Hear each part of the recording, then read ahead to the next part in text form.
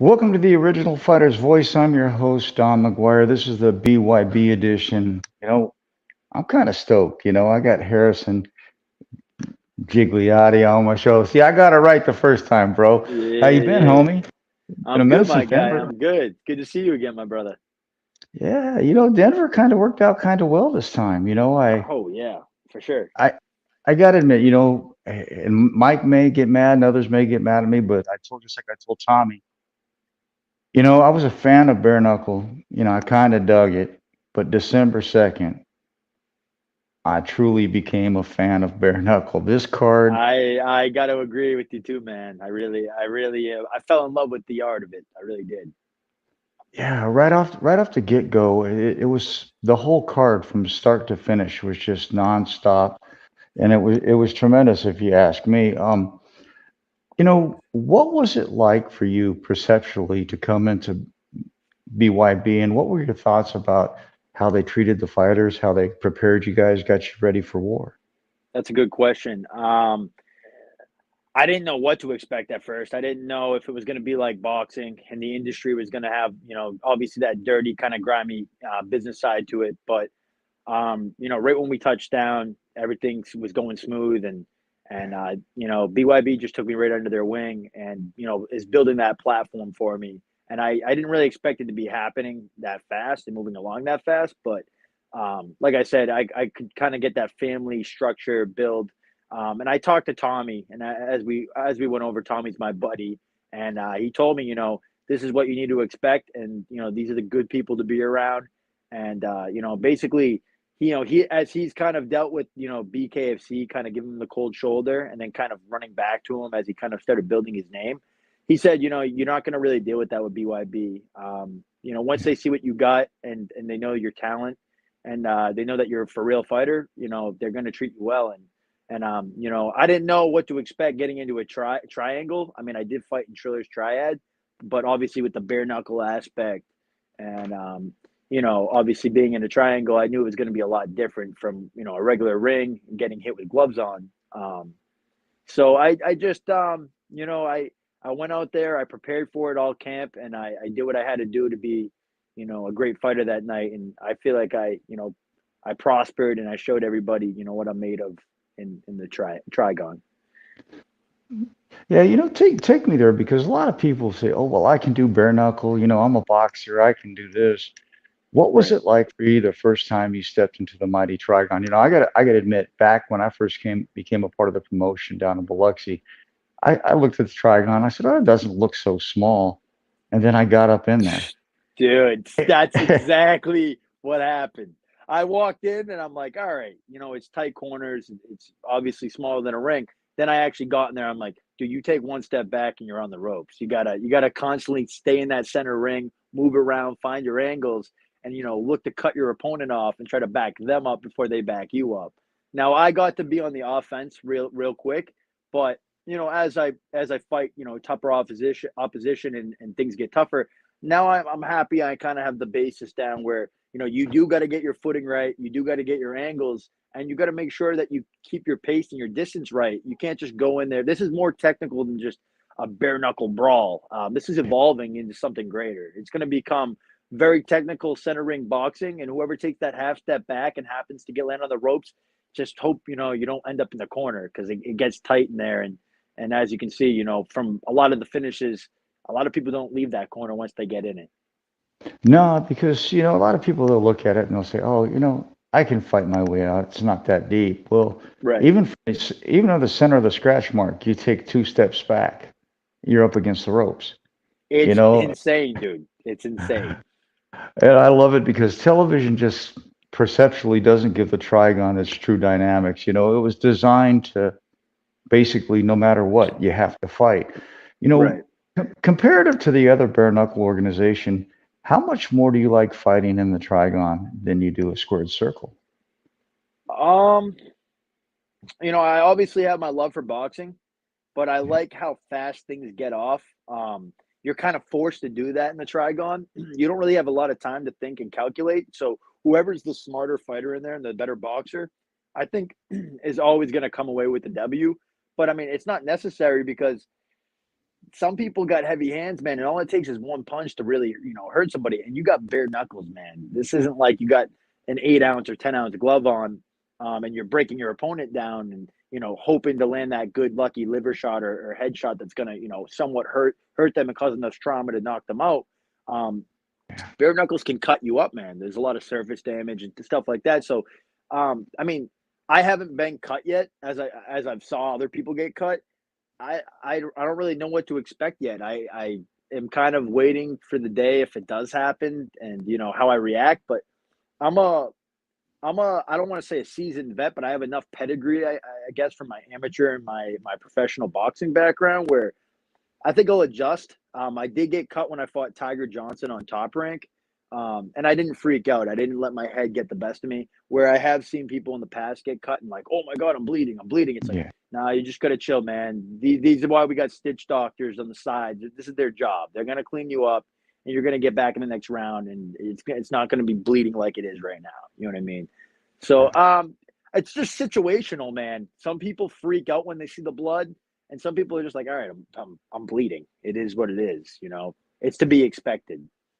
Oh, it's a dangerous sport. My brother, little they call him Little Holmes out of Canada, Paul Driscoll. He says, "Hello, Don and Harrison. Good evening," How are we, and my brother? and then he says, "Boxing is numero uno." And I kind of got to agree with him, considering 40 years ago, December 12th was my 40th anniversary. In the Congratulations, sport. brother. Thank you. Congratulations. And I started in boxing. And I got to tell you, a lot of these MMA, a lot of people said, "Well, Don, you worked at MMA so long." I said, "Well, I got to be honest with you. MMA is not my true love. It's not my true passion. It paid the bills Right, because back when I got into the sport, we were lucky if we got one boxing show a month or one every 2 months, right, and so it was like when No Holds Barred came around and tough man contest, and I started doing those because they started paying the bills. But my right. true heart is with boxing. As you know, I was just nominated into the National Boxing Hall of Fame, and that's what my brother right here is kind of saying. Yes, sir. Congratulations. It, bro, it's bittersweet because Of course. when these accolades start coming, you start understanding that your time in the sport is coming to an end. And I had 40 great years in this sport. I may have one or two left in me. What is it about this fight with Cody Jenkins that revitalized you, had you revamped? Because what I saw you in there doing the shimmy, bro. I saw you Yeah, ecstatic. You were on yeah, point. yeah. Take me back to that moment when you stepped in the Trigon against Cody Jenkins. What did it feel like? Um, I mean, as soon as you step across the ring from anyone, it's a different mindset. You get that tunnel vision, and your natural instincts start to kick in. And I know how to I know how to be a showman. I know how to be exciting and charismatic and express those emotions, even if it's just like a slight shimmy and a dance and stuff. It's nervousness, it's aggression, ready to build up and let it out. But that's the beauty of the sport, man. That's just part of it. You got to be able to showcase who you are, and you got to be able to express your personality, and then you get to show people I'm a real fighter. I'm not just here to fucking play a game. I'm here to win a fight. I'm here to actually show people that I'm a real deal fighter, and I'm also a showman, man. I'm a fun time, but I can also beat your ass up anytime. So Yeah, um and you didn't come from the hood tryouts, no, no, no. That I don't even want to get started on the Colonel tonight because it'll just piss me off because there's a right way and there's a wrong way to run a promotion. Right, And I said it once before on my show, maybe a couple of times, and I'll say it again. Mike Vasquez, out of the 40 years I've been in this sport, is the only promoter.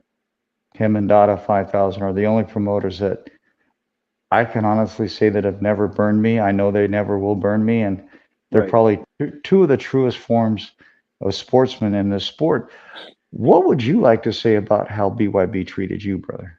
I mean, man, you heard me right after the post-fight interview, and I'm stoked to be a part. I'm happy to sign the four-fight multi-deal, and I've dealt with so many different promoters in boxing, and whether it was scheming or them building me up just to cash out on me, and I don't get that impression with Mike or Dada or anybody involved in BYB. So, it's just really cool to feel like you're a part of something that's about to build and grow. And I'm kind of grandfathered in now, and I feel like, history hasn't been made yet, but that's something I obviously am trying to manifest and build. And all I can see in my path is world titles and Diamond Gazette belts, and sooner or later, whether it's a world BYB belt or anything, just along the showcase and show that I'm that talented and I deserve to be in that spot at some point. I agree with you. How hard was the transition? Because, you look at some fighters that transition into MMA, and you got some boxers that transition into bare knuckle like you. How hard was it for you? Because you're still a young fighter. You're still, a tremendously young man. You got great talent. How hard was it for you to transition into the bare knuckle? I guess would you say aspect because I mean, it only took me a minute and 40 seconds, but it was, I mean, obviously right off the rip, I'm like, Jesus Christ. Right when the fight, when Wayne said fight, I was like, here we go. This is going to be different. But I felt one of the punches land on the side of my head. I kind of played the Gervonta Davis tactic where I kind of took a half step, but I let him kind of touch me to see where the power was yeah. and to see kind of what it was going to feel like. And I didn't really respect it. I didn't really feel anything crazy like I have in boxing in the past when I fought like higher elite fighters. So I was like, you know what? Don't rush this guy. Let's break him down. The body investments were going to be key. I knew that. And right when I got him right on the edge of his stomach, right on the breadbasket, and then I reached around and hit him on the liver, I saw his reaction was. I Yeah. didn't know when it was going to be. I couldn't give you a specific time or how I was going to do it, but I knew that if we were going to leave the first round, it wasn't going to leave the second. I just knew by how I was touching him up and breaking him down that there's levels to fighting, and we know that. And I was, obviously at a higher level than he was, and I got the adjustment down, and he didn't know how to adjust to my offensive breakdown style. I'm a boxer puncher, so any punch I throw is calculated. I'm trying to, establish that distance, establish that reach. And once I kind of break you down, it's tough to beat a boxer, man. And it is because like I said, we're calculated. I know how to control the distance. I know how to control the pace. So if I figure you out quick, it's either going to be a really short night for you, or, hopefully you can make the adjustment and kind of try to, outclass me, I guess you could say. But I just knew that Cody didn't have the basics down like I did to withstand whatever I was about to give him. Yeah, and like my brother Paul said, he said you came in there Hagler style, and I gotta agree, I'm not saying you're on the level, of New Hagler. England, baby, but that's that New Yeah, England style, man. Yeah, I agree. but well, but when you put it all together, you look at the correlation with you and Tommy Turner, and you guys are both coming up in the ranks now. How did you guys correlate in life? How did you guys come across each other on that path, bro? So I mean, right when we touched down, I get a call from the BYB driver, and they're like, "Listen, we got to pick up a couple more people."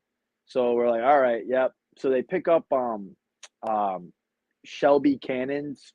I think I got her name right. Shelby Yeah, Cannon. They got her opponent.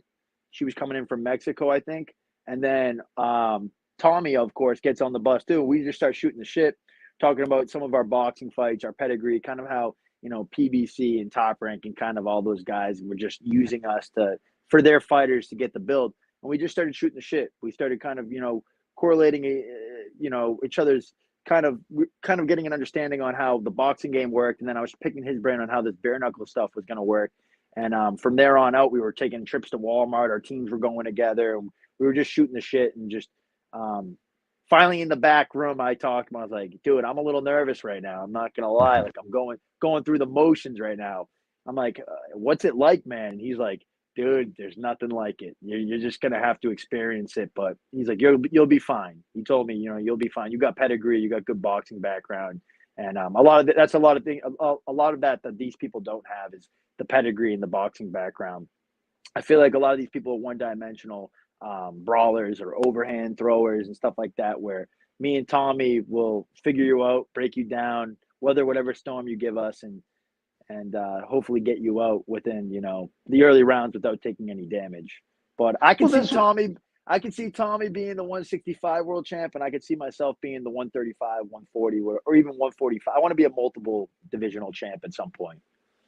Yeah, I could see, right off the get the talent that you both brought to the promotion, and that's one thing I do love, and that's why I brought up the tryouts, because the other Right. promotion, they bring people in and they just all, they think That's what I'm this is trying to fighting. say. I'm trying to say they're not really building a good roster, I guess you could say. I mean, Tommy was going to go out for one of the tryouts, and they gave him the cold shoulder. And it's like, dude, let's be real here. Tommy would have put half those guys out. I mean, let's be honest here.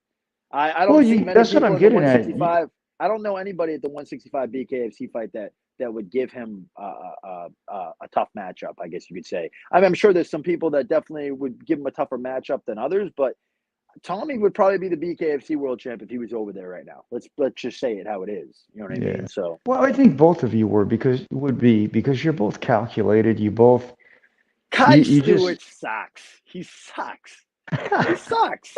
He sucks. And what's Keith Richardson? He's not anything I haven't seen before. I'm just gonna say it how it is. I got some friends over there, so I'm not gonna really make call outs, but I'm not impressed with a lot of the people over at BKFC. And I think that this is gonna be a stronger dynasty over at BYB. People are gonna oh, it is. realize it soon enough. That's why I'm there, bro. First of all, I was already with the other promotion, and I went to where the real is. But what I'm getting at is, you guys came from a boxing pedigree. What was it like? Okay, you step in there December 2nd, Denver, Colorado. You get hit. What was that adrenaline? Oh crap! No, Here, we're good. he We're must good. have We're got. back. And we're back. And Yeah. we're back. What was that adrenaline dump like? Because, in boxing, you get hit with a glove, in MMA, you get hit with a glove. And so what was it like to finally stand in a Trigon and get hit with a bare fist? What was that adrenaline dump like? Did it just explode? Did it drop? I contained it a lot better than what I thought I was gonna do. I actually, if you go back and watch the video, um, my best friend Kyle's in my corner. He's circulated around BJJ and trained. He trained at the New England Cartel with like Rob Font and Kelvin and them in the Yeah. past. He's a really good. He's about to get his purple belt this Friday. Shout out Kyle Wood. He was like, "Don't get wild, don't get wild." And I looked at him and I nodded my head. I was like, I know." Because the only way this guy's going to beat me right now if I just go out and start winging shots at him. You know what I mean? That gives him, that lucky chance. So I went out kind of more, I don't want to say MMA style, but I had my hands ready to parry whatever he was about to throw. I knew he was going to load up. He was on Desperado at that point. Yeah. So I threw a feint check left just to see how he was going to react, and then I came over the top with the right, and I believe it was a body shot again that dropped him the third time. And by the fourth time, I knew it wasn't going to take much. Just throwing feints and throwing, a massive amount of punches and fast combos to go back to that body and set it up. And sooner or later, it was just going to be too much. You know what I mean? And luckily enough, I didn't get the adrenaline dump, but I threw a lot of combos and I didn't really even feel that tired. I think that was just from working really hard during camp and preparing for it. And 2 days before it, like the day before the weigh-ins, I was doing wind sprints out and getting good elevation gain and getting that cardio up and getting acclimated to the elevation. So I prepared for it, man. Well preparation, and there's a good saying, luck is when preparation meets opportunity. I prepared for it. BYB gave me the opportunity, and I showcased. Yeah, you showed up and you shelled out, bro. Yes, And sir. it just happened to be on the greatest card in BYB history. Goddamn. The greatest card in modern day Amen. bare knuckle. Amen to that. Amen to that. Uh, you know, I, I kind of laughed when Stephen A. Smith was out there talking about bare knuckle should be banned. Bro, He's an stick to your idiot, though. sport. It helped Yeah, market. It helped market the sport, man. Now people are looking. Now people are watching. People want to see what it's all about, and it's deserved, man. Stephen A. Smith knows nothing about it. He doesn't know anything about the inner brain damage and concussions that boxing causes. Just because you can see it, and like I said, the surface damage is a little bit more, out there. You don't know what's really going on inside the head when you're getting bashed around for 12 rounds. There's a reason why boxing got switched from 15 rounds to 12 rounds, and every single fighter back in the day that fought 15 to 20 rounds or whatever it was at the time all had Parkinson's, ALS, seizures, all that stuff. Longevity, now man. I think longevity in bare knuckle will be a lot better for mental health, especially, Yeah, and yeah. physicality. Now, do you remember our driver Adiac, right? What'd you say? Do you remember the driver Adiac The driver rate? What for the that BYB? that drove us around in Denver? Yeah, yeah, of course. His father is the one that got it from 15 rounds down to 12. Wow, His wow, father was with the WBC, yeah. So wow. I mean, That's yeah, huge. there's a lot of close affiliations there, bro. But now that you came out and you took the bare knuckle sport by storm, Right. who who's on the path, bro? Who would you like next? I mean, Don't be shy. Come a on, lot bro. of Don't be people, shy. a lot of people have been asking me that. They just signed Stephen Morris. Steve O. Morris is a well-rounded 2-2 vet. Bet in bare knuckle, obviously longer than me, but I mean the fight makes sense. I feel like that would be a good fight for me. But I even see Johnny Jones in my path. I see a lot of people that can definitely get it at some point, and I'm just gonna be eager to show people that I belong there, and so anybody can get it. But I guess what I'm saying, Stephen Morris or Steve O. Morris, and then Johnny Jones would be, the most ideal. And then I'm coming for Julio. Obviously, that's gonna be in my radar. And anybody that wants to come to 140 though, if they decide to I heard they want to get more regulated to the boxing weight classes. So if they want me at 140 and they want me to be the 140 champ, and that happens to be a new thing, then I'll do that. But I can make 135. I'm walking around at 142 right now. You know what I mean? So I'm in shape. I'm ready to go. When I get the call, anybody can get it. It's just whatever they want So to put in front of me at this point. yeah, I know you'll take anybody, but I heard a name in there that created some rock star status December 2nd. That's Julio Tenori. Uh, bro, you know, it, if the opportunity comes before he can get a rematch, because Of Mark course. Irwin's going to be out for a while. I mean, and let's face it, you both are young. You're both on the rise, and Right. I think it would be a great opportunity for the promotion. I kind of like that fight. I'm not going to lie with you. I kind of like that idea of that fight, and I I got to tell you hand it to what, Mark. he's a tough, tough bastard. And I definitely wouldn't, I don't believe I'd stop him in the first round. I'm not even saying I'd stop him in the fight, but I'd figure him out.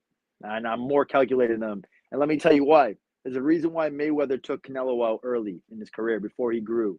He's still young. He doesn't have the experience yet. I'm way more elite than him, and I will I'll make that boy go down early if I have to. But I'm gonna break him down. I'll show him exactly who I am and where I belong.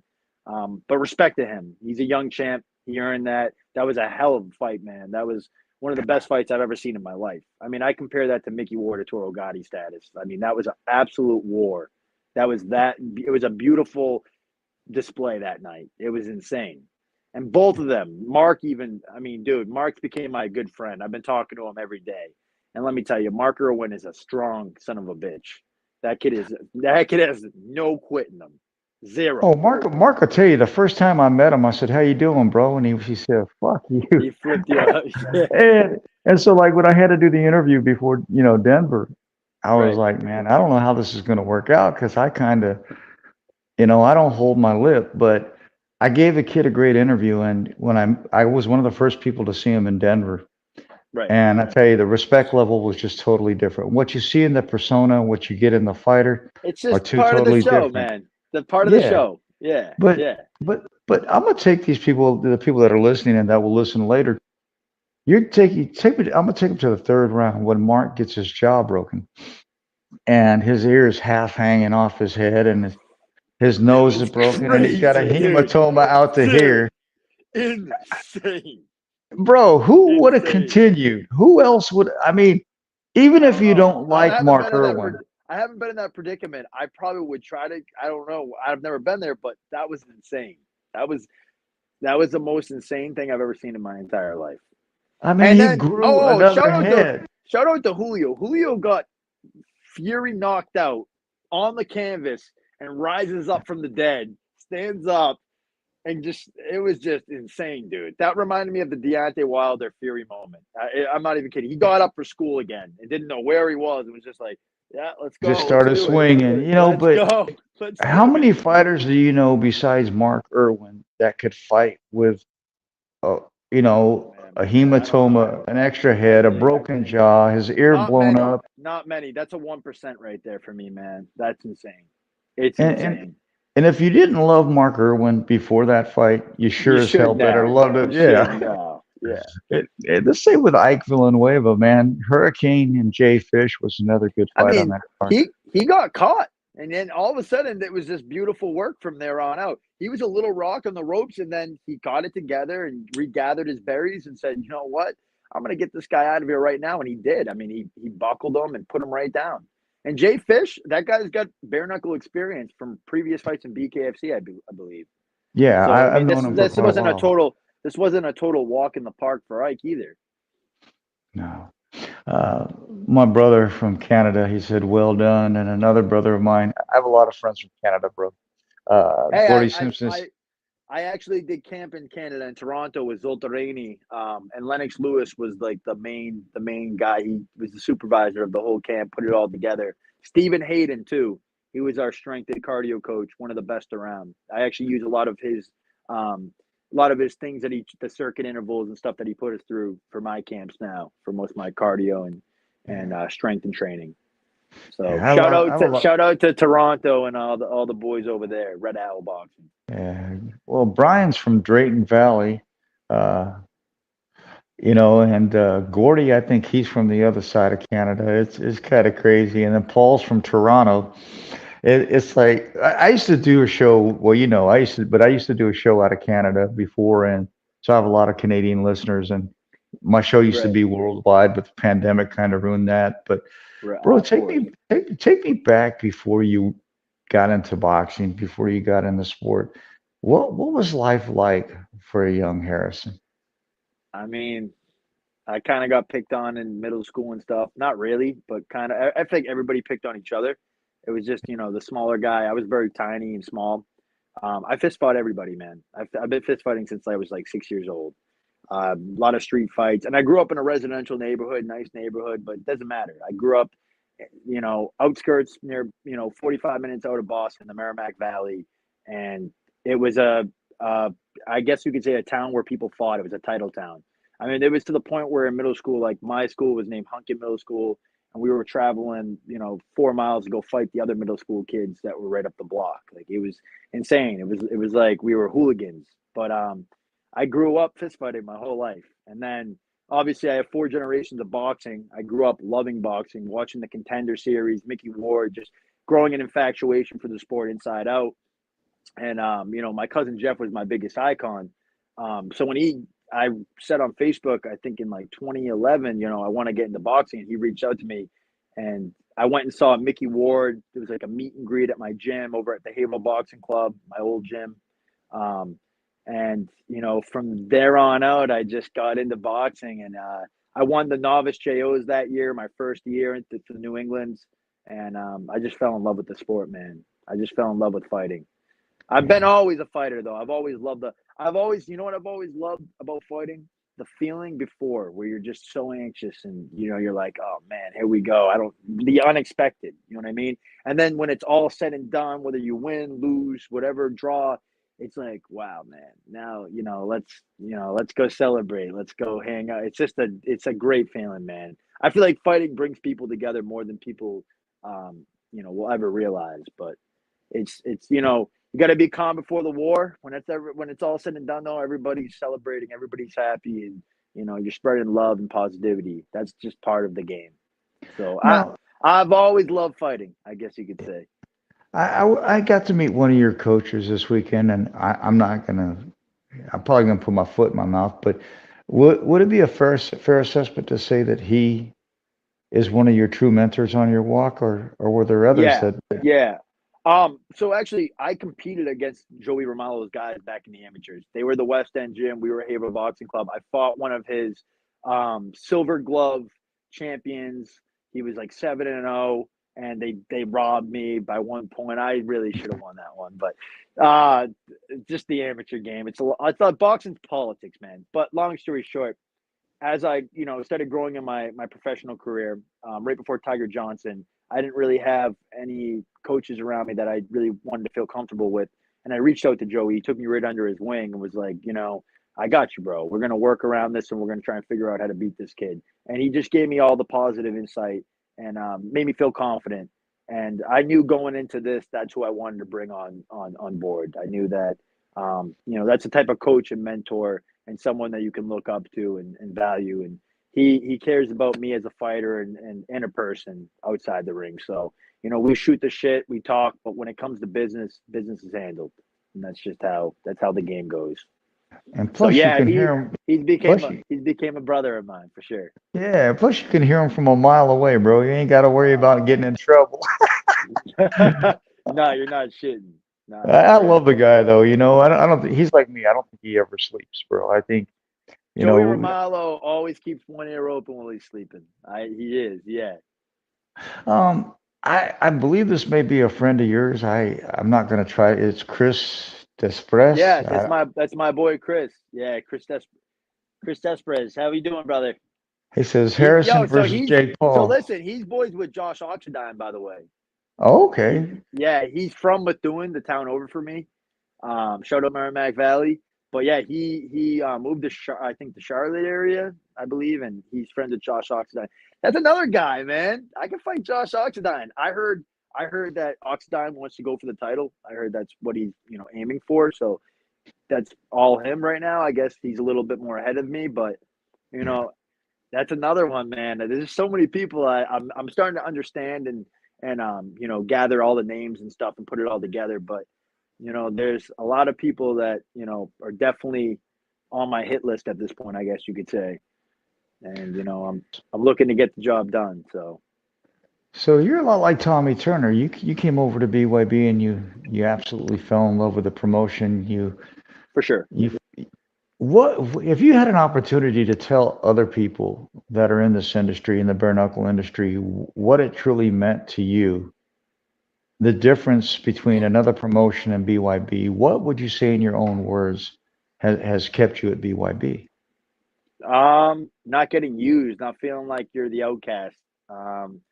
Even watching the B sides get the interviews and watching people that aren't really promoted by the promotion, but still they're bringing them along, man. They make everybody feel involved. um when you go to like Top Rank or Day Zone and you're fighting one of their promoted fighters, you get outcasted. They're not letting you introduce yourself. They're not bringing you on board. You're there for one thing, the payday, and to get the hell out. That's it. Where BYB is like everyone's going to get involved. We're all involved here. This is all going to, no matter what, we're all fighting tomorrow. We're all taking place. Everyone's going to get their shot to introduce themselves, get the interviews, pictures, all that. They make everybody feel wanted, and that's a key to being a part of an organization like that. You want to feel wanted. You want to feel like you matter to the promotion, and you belong there.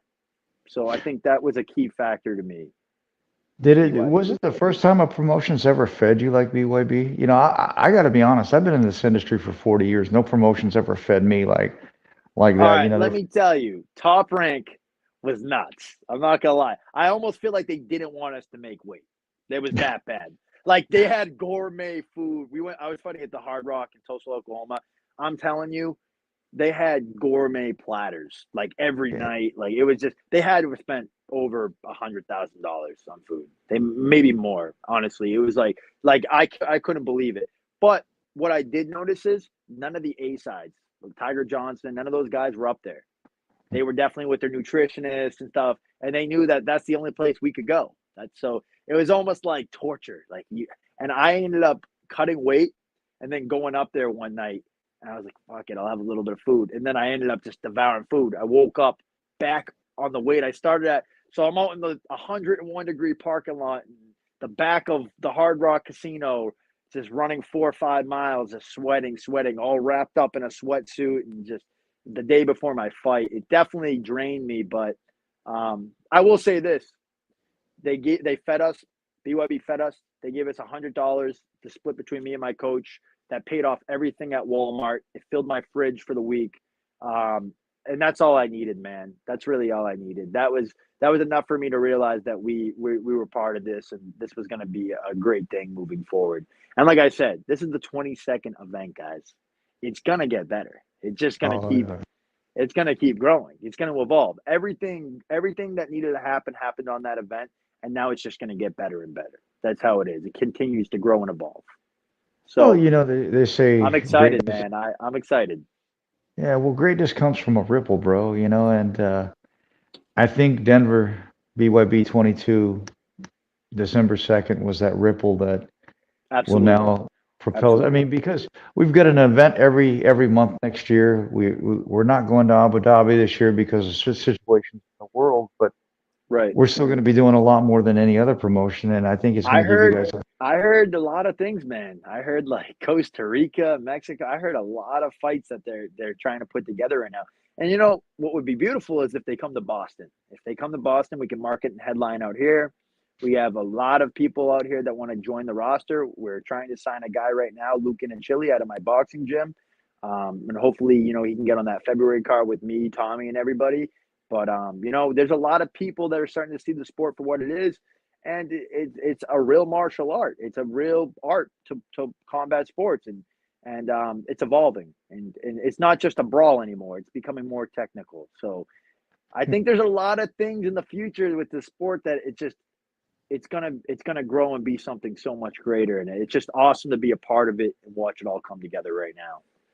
It truly is. Now, you of course you got to meet yours truly there, but what was it like to sit in the room and be interviewed by Mike Goldberg, Benny Ricardo, Dude, Paulie it was Malignaggi? insane, insane. Surreal moment, man.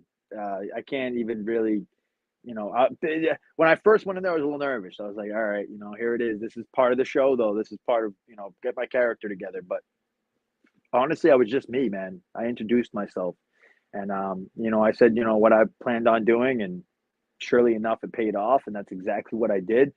But Paulie, we made the connection. He fought Kevin Cocky Watts back in the day, Yeah. under Capiella's promotion, and my cousin Jeffrey fought Kevin Cocky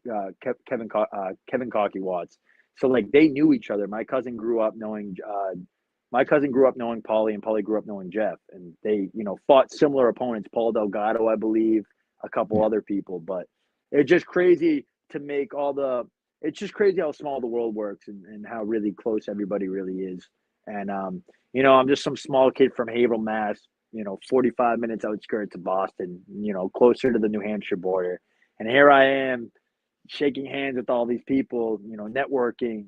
Gathering these relations and trying to make a name for myself, and now it's all happening. You know what I mean? Now it's getting real. It's getting real. So it's Well, just and a plus really cool too, thing. one thing that's cool though is like even for me all the way up, because I'm one of the lowest on the totem pole, but I went there on crutches, so I don't ever want to hear an excuse out of you, bro. Yeah. Nah, man. You got around like a motherfucker though, so it was cool to see that too. We all came together and we all got it done, and that was one of the coolest things to see, man. Seriously, that was just. I met so many good people. Now I feel like family. You know what I mean? I feel like I just can't wait. I'm itching to get back in. If they called me for January 18th, I would have a hard time saying no. There's a reason why I'm in the gym right now. If there's a follow, they're like, we need you. I'll fly out that day for weigh-ins. You know what I mean? I'm ready to go. So I'm just Well, staying there's active. a reason you're on my show, bro. Right, I don't hold a punch. I tell it like it is, and right. Mike already knows that you wouldn't be on my show if the promotion didn't see something in you and Right. Tommy, Of course. because I get a set amount of people to interview after the show, and then I got to move on to January's card, Right. and they told me to make sure that I interviewed both you and Tommy, and That's awesome. here we are. Well, we had a blast together. That's what even made it more fun. We all had a blast in Denver. Denver's a little different. If that crap comes out this way, they can just take it right back that way. Right. Going Right. going to the stores and not finding stuff on the shelf, and Dude, the it's home. different out there, man. I'm used to Market Basket out here. You can get Yeah, whatever. It was very everything's kind of eccentric out there, man. They're like eccentric people, but they're good. They're down to earth. Where like yeah. you go to Boston, it's like high paced. Everyone's like "fuck you," they're honking at you if you're 2 seconds, from the green light. And it's just like out there, everyone's very slow, very calm, and very cool and collective. And I had like almost like a 10-minute conversation with a cop. If you did that out in Boston, I'd be like, dude, fucking move along, man. Stop being Yeah. annoying. You know what I mean? It's crazy. It's just crazy to see the difference in people from like the north to the west. It's just interesting. Come to the Midwest, we're a whole lot slower than that. I'm not used to Oh, smelling. I know. I'm not used to smelling that piss and dealing with some of the homelessness. I But will say that I never seen anything like that in my life downtown Denver. That was insane. That's really it's sad. It's sad. It's sad that life's like that. But it's just crazy to see the difference. Like the only time you see something like that in Boston, if you go to like Mass Ave, where it's like a lot of heroin addicts and stuff like that, people that are just addicts. Where Denver, it's like you walk down like a main street in Denver, it's just like it's tense. It's tense, and people are like pretty like put together. Like they got generators and heat and stuff like George Foreman grills, and I'm like, Jesus, uh, they're putting this shit together. Like, what's going on here, so man? some of these homeless people had 2,300 square foot spaces, bro, with a living room, Dude, bedrooms. I'm like, what crazy. the Yeah, hell? I'm like, what the hell? Tax free, bro. Yeah. But Amen, man. the But it's greatest thing cold. of It was cold. It was sad to see. ah, It was a cold night, man, and I'm like going to eat a nice steak dinner after weigh-ins, and to see them struggle like that, it was like, wow. It makes you realize, it makes you think a little differently. You see it from a different yeah, perspective a little bit. yeah, you do. Well, brother, the thing that I want to get up before we kind of wrap things up, and Paul, my brother Paul Driscoll says no TV dinners. No, they didn't serve us TV dinners, bro. No TV dinners. No TV dinners. Good Tacos for steak. days. Hey, Oh, tacos and good steak, man. Those tacos were fire, man. So yeah, good. especially that chili. I put it on there, bro, and I was like, oh, okay, yeah, I'm good with that. But you know, like you said, Denver is going to be a hard event to duplicate. It set the bar for fighters coming into BYB. It truly did. It Right. set the bar for fighters like you and other fighters. Right. So the next opportunity you come out, do you feel that pressure? Do you feel that pressure moving forward that, now you're going to have to come out and set the bar twice as high? I hate that. I knew that question was coming. I just, I try to not to look too far ahead. But that's what we're working on, man. That's why I'm in the gym right now. That's why I'm trying to, put this all together. I want to give these people the best me every time. But it's gonna get tougher. I know that, and sooner or later I'm gonna meet my match, and I'm gonna have to weather some storms. But this is why we talk about me having good pedigree and being a well-rounded fighter. I got to make these adjustments at some point. It's gonna happen. It's the inevitable. It's the fight game. But I'm gonna be ready, man. And I'm looking forward to staying on the same path, that winning path that I've been on right now. So I know that it's going to get tougher, I guess, but I'm just going to be prepared for it. Well, bro, yeah. And you, like we talked about earlier, you're in a stacked weight class. I mean, either you can fight Oxidine, you can fight Tenori, you can fight For Irwin. real. No, I for mean, sure. yeah. And my brother says, don't ever forget that jab. Nah, never, never. I don't think you or Tommy will forget that jab, bro. That was one of the things I loved about both of your fights, especially yours. Calculated. That's the best way to put it. When Right. I was trying to get to that point earlier, when these guys, the other promotion, they do their tryouts and all that, what you get is garbage. But when you do what Mel Valenzuela and other parts of BYB, they did their homework this time. Of And course. I love giving credit from the bottom all the way up, but I tell you, your fight's only as good as your matchmaker. Right. And Mel Valenzuela, Mel did it. Mel did it. Yeah, oh he yeah, did. I I haven't been a very big fan of Mel's. It's been no secret. And, Rock Hill, I said was probably one of the best cards that he's ever put together. And then here we roll into Denver, and he just makes me look like an idiot, bro. He He does it just even kills it. better. He does it Oh even yeah, better. Yeah. yeah. Listen, I can't. whoa, that Rock Hill card was off the chart too, man. I sat there and watched that, and I was like, oh, I got a little nervous. I'm like, fuck, this is gonna be a fast paced fight. You know what I mean? This is real deal. These people are, coming to take your head off. Um, and it was exactly what I expected, thrilling and just, the unknown, not knowing what the hell to walk into. And it was just, I'm ready to do it again, man. I'm like, and then I watch what happens is I'm ready to do it again. And then I land touchdown or wherever the fight's going to be, Miami, whatever, Dubai, whatever. And then I'm like, fuck, now it's real. Now we're doing it again. and you're sitting in the back room, and you're like, why am I doing this shit, man? Like, why do I do this?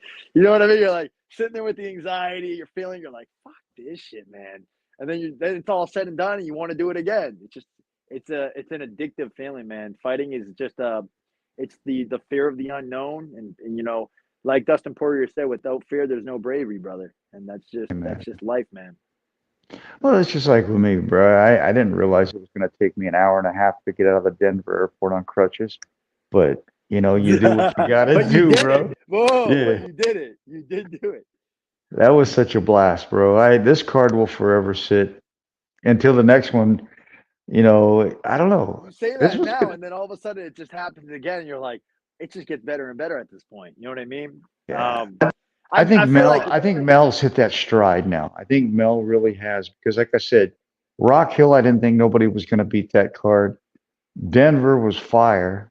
I think Mel has hit that stride now to where it's just going to be popping every time now. And I'll give the man the well, credit. now he's trying to set the bar too. Now he's going to continue to try and make it because people want to see this man.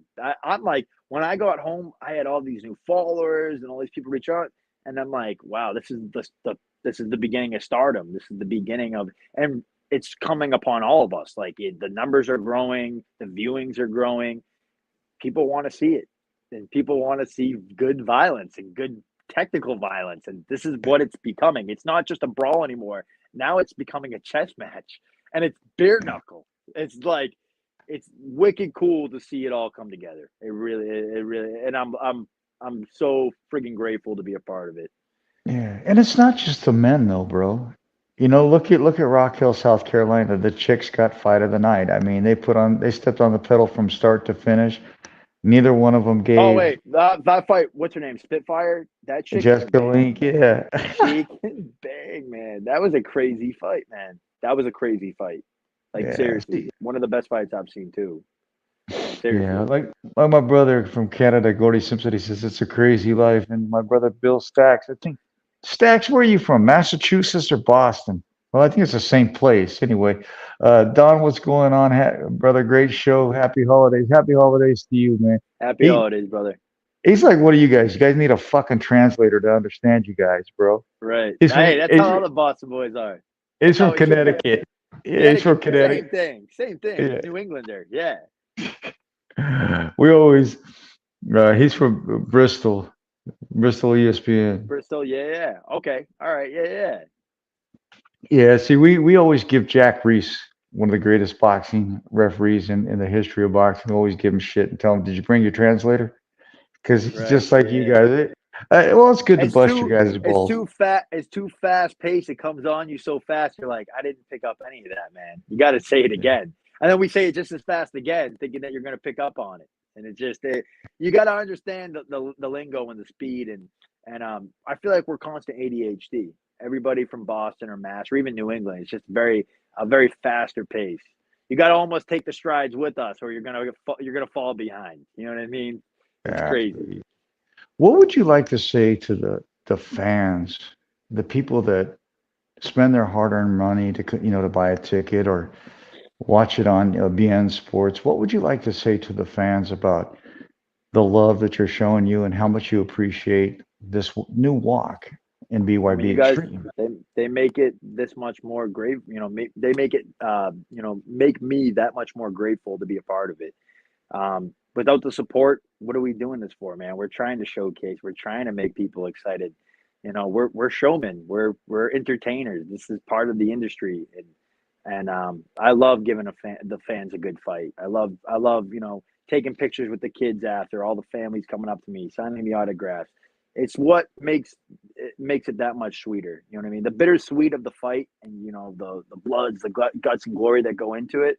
But then the after effect of people coming around and people showing you so much love and generosity and just watching it come together. It's just it's a beautiful thing, man. It really is. And I love all my fans. I love all my supporters, and I love my haters, man. Without the haters, what? I'm just trying to be better. You know what I mean? If every time someone hates on me, I'm like, I gotta go to the gym. I gotta do something different. I gotta be greater. And Yeah. that's Tell what me it that in all 40 it's all years. great. Tell me that in 40 years, bro, because I've been hated on for 40 years and I don't know. Maybe I'm too nice of a guy. I just can't get used to it. But you know, You got to it take is everything what it with is. a you got to take everything with a grain of salt. Is the glass half full or is it half empty? You know what I mean? Yeah, yeah, I feel you, bro. But you know what? I think, like I said, I think from Mike all the way down, and from the crew that put the Trigon together all the way up, I think everybody did one hell of a job. And it's an honor to Excellent. have you. It's an honor to have you on my show because I know you and Tommy both are the future I love to of hear it, bare my brother. knuckle. It's a pleasure to be here. It's a pleasure to be a part of this. Thank you. For real. Well, would you say on this one of these final questions, would you say that you're going to build your legacy in BYB? I'm going to be a world title holder, I believe. Yes. I've already manifested it. And, I'm going after everything. I'm going after anybody. I want to be in the history books. I want to be known as, the next John L. Sullivan. You know what I mean? I want to be known. I want people to talk about it. And I want my name to live on. And I want people to know that for sure. That's dope. You know, Artie Lamparella is a great friend of mine. I never had a real father figure in my life, and my wife's grandfather helped me out at a very young age, and I Right. lost him probably about 15 years ago when God rest Artie his soul, bro. Lamparella Artie Lamparella stepped into my life about 6, 7 months ago, and it's weird because I'm a very introverted person. I don't let people into my life, but Right. he came into my life as almost like to fill my grandfather's shoes. And Artie, you have a blessed Christmas, and we all love you. And I'll reach out to you later, brother. And I just love the man to death, bro. It's like I got Alrighty, a shout out, dream. brother. Nice to meet you, man. Thank you for taking part in watching this podcast. I appreciate it as well, brother. Merry Christmas. Happy holidays. You know, but before I wrap you up, how is Harrison gonna wrap up this year at Christmas time? Just around family, man. Being blessed. Gonna enjoy the holiday. I'm gonna enjoy the new year. I'm gonna be around loved ones, my friends, family, just the people that matter. It's not about the gifts, not about the money anymore. It's not about any of that. It's just, being around people that matter. My grandfather's 91. 91, you can go any day and he's very healthy, obviously, but I just like to be around him as much as I can and cherish the moments that we have, as family and friends and just enjoy it before I have to get back to real grinding and real work. Because I know after the new year, February's around the corner, or God forbid, January 18th, I get the call. I mean, not God forbid, I should say. If I do get the call on January 18th, I just want to be ready. I want to be ready to rock and roll. I'm constantly in the gym, but right now I'm just looking forward to good food and family. Oh, definitely. That's just tremendous, brother. I'm going to hand the mic to you, my friend. If you have any sponsors, friend, family, social media sites, or anything else you'd like to add, the floor is yours, brother. Let's get it. All right. Yeah. Shout out to all my sponsors, man. ACB Recycling, Jeff Scalise, Canosa Chiropractic Offices, Sam Mari, my best guy, man. He's helped me out so much along the way with recovery, getting my, physicality back at, A1 without any, dangerous surgeries or drugs or anything like that. Just, helping me build good structure again. Shout out Craig Macarelli, his contracting company, BT Enterprise, Billy Turner, um, Zach Morrison, Morrison HVAC, Hadasanya, Sweat and Soul, um, FRM Management, my guy Dom Aina, that's my manager. Shout out to him. Um, damn, man. Alfresca's Restaurante, River Street Cafe, just everyone, man. Shout out everyone. And shout out my promotion. Thank you, Mike, for taking me on board. And I think we're looking forward to a great new year. I love that because I'm gonna end this show with what Ike Villanueva Hurricane said. He said, all these fighters expect the promotion to promote them, but Right. none of these fighters promote the promotion. Promotion. Right. And I'm seeing that. I'm seeing a new wave between Ike, Tommy, you, and a couple other fighters. You're pushing the promotion now, and I think Right. that's when it becomes real. That's when you understand that you found home. When fighters start pushing the promotion, because it's a relationship. It's a marriage. Of course. You got to do It for is. them what they do for you, and man, it touches my heart to see you three and a couple other, just truly push BYB up there. And And it's a great thing because this It's an honor comes to from be a the. part of it. It's an honor to be a Uh, part of it. well, it was an honor to have you on my show, brother. Thank you, my I brother. God can't wait bless you. until the next time. Let's read this last comment. Gordy Simpson says, "Merry Christmas to you both, and to both a good fight." Salute, Simmer brother. salute, hurrah, Happy New Year's. Well, Happy New Year to you, brother. Merry Happy New Year's, Christmas. brother. Merry Brother, Christmas. it was an honor to. You got my number, bro. You can call me Of course, anytime. my guy. Of course. Hey, have a Merry Christmas and a Happy Merry New Year, Christmas. brother. Happy holiday, brother. And Got hey, it. let's see what happens after the New Year's, right? I'm Most excited to see it. definitely. And I'm tell the excited old to man see I it. said hello. I will, brother. I will. All Thank you right. very much. All right. Thank you, brother. God bless. Yes, sir. Have Bye. a good one. You too. Oh man, I love that kid. I'll be honest with you. I absolutely love that kid. And I did with Tommy too. Mel is doing a hell of a job matchmaking. I gotta give credit where credit is due. The whole promotion is blowing up. Things are going great right now, and I can't wait for the January 18th card in February. I'm going to start interviewing that card next week. In between there, I'm going to be doing some of my show too. But we're trying to build a tremendous segue from my show to BYB for you guys to get a better, I get better acclimated with the fighters. I guess it's a long word to use, but I guess a good word to use. But you know, I love BYB. I love Mike Vasquez. I love the whole crew. Um, I never met a harder working man than Alex or Mike, but I want to wish all of you a very Merry Christmas and a Happy New Year. I want to thank you all for supporting me, and I appreciate all the love on the National Boxing Hall of Fame induction. Um, Touched my heart and brought my career full circle. So, with that being said, I want to thank all of you. Without you, I wouldn't exist. Have a Merry Christmas and a Happy New Year. God bless.